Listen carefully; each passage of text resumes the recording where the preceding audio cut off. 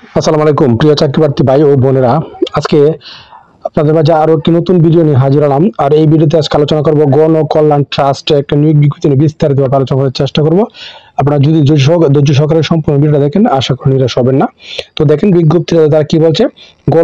গণ কল্যাণ ট্রাস্ট জিকেটি জাতীয় পর্যায়ে একটি বেসরকারি উন্নয়ন সংস্থা বিভিন্ন জেলায় ও উপজেলায় ঋণ কর্মসূচির আওতায় কিছু সংখ্যক উদ্যমী কর্মী তারা নিয়োগ দিবে।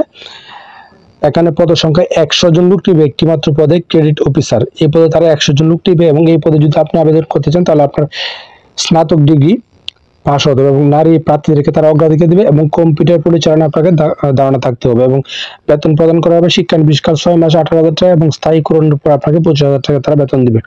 এবং সুবিধাতে কি পাবেন এই পদে যদি আপনি চাকরি হয়?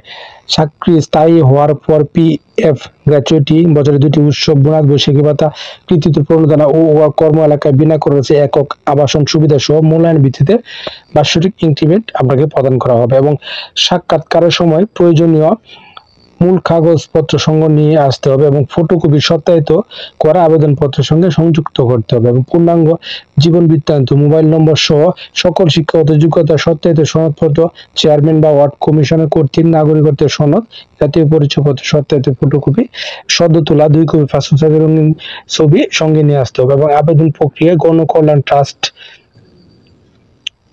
এই যে recruit.gktbd.org এই সাইটের মাধ্যমে পূর্ণ তথ্য দিয়ে আবেদন করতে হবে। এবং আবেদনের শর্তসমূহ কি কি?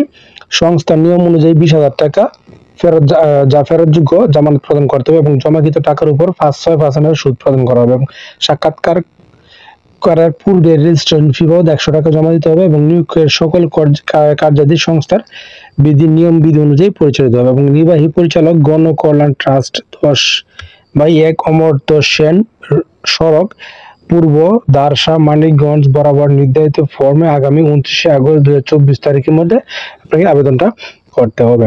তো আশা করি বিষয়টা বুঝতে পারছেন।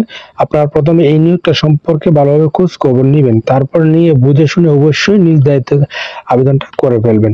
আর এরকম নিত্য নতুন চাকরির আপডেট খবর পেতে আমার চ্যানেল ও পেজটার সঙ্গে থাকবেন। ধন্যবাদ সবাইকে।